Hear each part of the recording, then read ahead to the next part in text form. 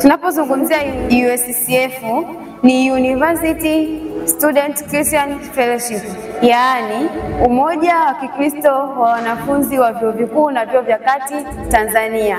Hii ni tofauti kwa level zingine za chini, yaani tukianza na shule ya msingi, sekondari na advance huwa tunatumia UKWATA, lakini tunapofika katika level ya vyuo vikuu na vyuo vya kati, yaani diploma na certificate, huwa tunatumia nini? USCF.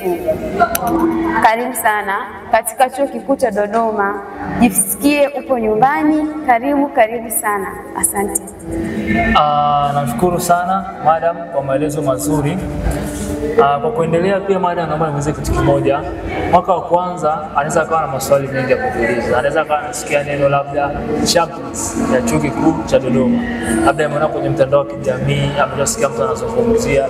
Sasa tunapozungumzia championship au neno championship kwa upande wa kiimani au upande wa Chuo Kikuu cha Dodoma huwa lina maana gani? Karibu. Katika Chuo chetu cha Dodoma, kwanza ni chuo kikubwa. Ni chuo kikubwa sana. Ni chuo kikubwa Afrika Mashariki na Kati. Na hiki chuo kimeundwa na vitivo 5 na baadhi ya schools na college mbalimbali. Kutokana na ukubwa wa hiki chuo kikasababisha kutengeneza baadhi ya vitivo vidogo ambavyo vinakuja kuunda chapters nzima ya Chuo Kikuu cha Dodoma kwa sisi USCF. Tunaposema chaplains inamaanisha ni muungano wa vitivo vyote, yaani co-ed hapa tulipo, humanities, social, science pamoja na wenzetu madaktari, yaani tiba. Kwa tunapozungumzia USCF chaplains tunamaanisha vitivo vyote hivyo 5 vikiwa na mlezi wao mmoja ambaye ni mchungaji Timothy Chimeredia pamoja na walezi wengine. Nashukuru sana kwa maelezo mazuri. Kwa kumalizia, nipende kuwakaribisha mwaka wa kwanza. Karibuni sana Chuo Kikuu cha Dodoma. Karibuni sana kweli. Karibuni na madam pia atoe neno la kuwaasa au neno la matumaini kwa mwaka wa kwanza ambao wanaona chuo labda ni kigumu, mzia japo kwa uchache.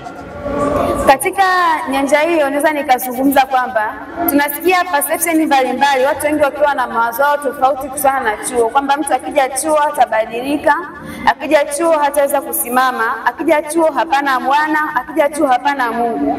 Ni tofauti. Hapa chuoni tunasali kama tulivyokuwa tunasali huko nyumbani, tunasimamiwa na wachungaji kama tunavyosimamiwa huko majumbani, tunasimamiwa na walezi kama wanavyotusimamia wazazi wetu huko nyumbani. Kwa hapa ni sehemu salama. Ukifika ile eneo ni sehemu salama kabisa kwa ajili ya masomo yako na kwa ajili ya afya yako pia kwa ujumla. Hapa tukija hapa chuoni kuna mambo kibao, kuna mambo mengi kama vijana ambao tunakumbana nayo na huwa tunakutana nayo, lakini tukiwa na walezi wetu wachungaji na wao walezi wetu wengine wanatuelekeza tupite wapi, tuelekee wapi mpaka tuje tufikie ile hatima yetu ya miaka 3 katika Chuo Kikuu cha Dodoma.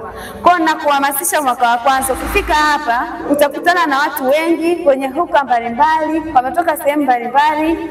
Ukitakapofika hapa angalia ni kitu gani kimekuleta chuoni, na kitu cha kwanza mtangulize Bwana Yesu katika kwa jambo unalo kulifanya katika maisha yako.